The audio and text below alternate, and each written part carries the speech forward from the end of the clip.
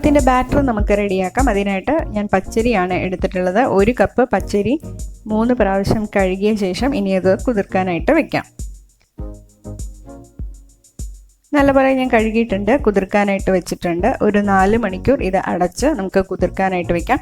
അത് കഴിഞ്ഞ ശേഷം ബാറ്റർ റെഡിയാക്കാം. ഇനി ബാറ്റർ നമ്മൾ അരയ്ക്കുന്നതിന് ഒരു അരമണിക്കൂർ മുന്നേ ഇതുപോലെ വെള്ള അവൽ ഒരു 1/2 കപ്പ് ഒന്ന് വെള്ളം തെളിച്ച് ഒന്ന് കുതിർക്കാനായിട്ട് വെക്കാം.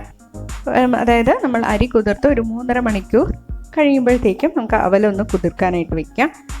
ഇതുപോലെ കുറച്ച് വെള്ളം തെളിച്ച ശേഷം നല്ലപോലെ നനവ് വരുന്നവരേക്കും അവലൊന്ന് തിരുമ്മി കൊടുക്കാം.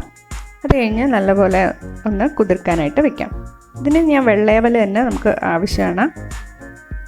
നല്ലപോലെ വെള്ളം തെളിച്ച ശേഷം അടച്ച് നമുക്ക് വെച്ചിരിക്കാം. ഇനി ഈസ്റ്റ് ഫെർമെൻറ്റേഷന് വേണ്ടിയിട്ട് 1/4 കപ്പ് ചെറിയ ചൂടുള്ള വെള്ളം ഒഴിച്ചു കൊടുക്കാം. ഇതിലോട്ട് ഒരു 1/4 ടീസ്പൂണിലും താഴെ ഈസ്റ്റ് ഇട്ട് കൊടുക്കാം. നിങ്ങൾക്ക് ഡ്രൈ ഈസ്റ്റോ ഇൻസ്റ്റൻറ്റ് ഈസ്റ്റോ ഇതിനായിട്ട് ഉപയോഗിക്കാം. ഇതിലോട്ട് ഒരു 1/4 ടീസ്പൂൺ പഞ്ചസാരയും കൂടെ ചേർത്ത് കൊടുക്കാം. ഇതെല്ലാം കൂടെ നല്ലപോലെ മിക്സ് ചെയ്ത ശേഷം ഒരു 10 മിനിറ്റ് മാറ്റി വയ്ക്കാം.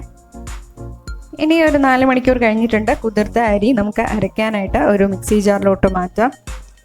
ഇതിലോട്ട് നമ്മൾ കുതിർത്ത് വെച്ച അവലും കൂടെ ചേർത്ത് കൊടുക്കുകയാണ്. ഇതിലോട്ട് 2 ടേബിൾ സ്പൂൺ പഞ്ചസാര ചേർത്ത് കൊടുക്കാം. ആവശ്യത്തിന് ഉപ്പ് ചേർക്കാം. ഒരു 1/4 കപ്പ് വെള്ളവും കൂടെ ചേർത്ത് കൊടുത്ത് ഒന്ന് അരച്ചെടുക്കാം. ഒന്ന് അരച്ച ശേഷം ഈ ഈസ്റ്റിൻ്റെ വെള്ളവും കൂടെ ചേർത്ത് മുഴുവനായിട്ടൊന്ന് അരച്ചെടുക്കാം.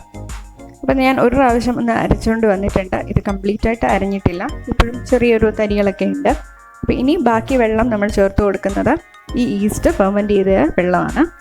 അതും കൂടെ ചേർത്ത് കൊടുത്ത് ഒന്ന് മിക്സ് ചെയ്ത ശേഷം ബാക്കിയും കൂടെ അരച്ചെടുക്കാം. ഇനി അരച്ച ശേഷം നോക്കിയിട്ട് മാത്രം ബാക്കി വെള്ളം ചേർത്ത് കൊടുക്കാം. നിങ്ങൾക്കിപ്പോൾ ടേസ്റ്റ് നോക്കി ആവശ്യമെങ്കിൽ ഉപ്പും ചേർത്ത് കൊടുക്കാം. ഇത് ഒന്ന് അരച്ചിട്ട് വരാം. നമ്മുടെ ബാറ്റർ റെഡി ആയിട്ടുണ്ട്. ഞാനൊരു പാത്രത്തിലോട്ട് മാറ്റിയിട്ടുണ്ട്. ദോശമാവിനെക്കാട്ടിലും തിന്നായിരിക്കണം അപ്പമാവിൻ്റെ കൺസിസ്റ്റൻസി. അപ്പോൾ നിങ്ങൾക്ക് അരച്ച് കഴിഞ്ഞ് ആവശ്യമുണ്ടെങ്കിൽ മാത്രം വെള്ളം ചേർത്ത് കൊടുക്കാം. ഇനി ഇത് 4 മണിക്കൂർ പൊങ്ങാനായിട്ട് വെക്കാം. 4 മണിക്കൂറിന് ശേഷം ആപ്പച്ചട്ടി ചൂടായ ശേഷം നമുക്കിതുപോലെ മാവ് ഒഴിച്ചു കൊടുക്കാം.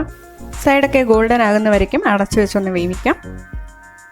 ഇപ്പോൾ എല്ലാ സൈഡും നല്ല പെർഫെക്റ്റായിട്ട് അപ്പം വന്നിട്ടുണ്ട്. ഇനി ഇത് ചൂടോടുകൂടി സെർവ് ചെയ്യാം. തേങ്ങയും ബേക്കിംഗ് സോഡയും ചേർക്കാത്ത അപ്പമാവിൻ്റെ റെസിപ്പി എല്ലാവർക്കും ഇഷ്ടമായെങ്കിൽ വീഡിയോ ലൈക്ക് ചെയ്യാനും ഷെയർ ചെയ്യാനും മറക്കരുത്. കൂടുതൽ വീഡിയോസിനായി ചാനൽ സബ്സ്ക്രൈബ് ചെയ്യുക. നോട്ടിഫിക്കേഷൻസിനായി ബെല്ലൈക്കൺ പ്രസ് ചെയ്യുക.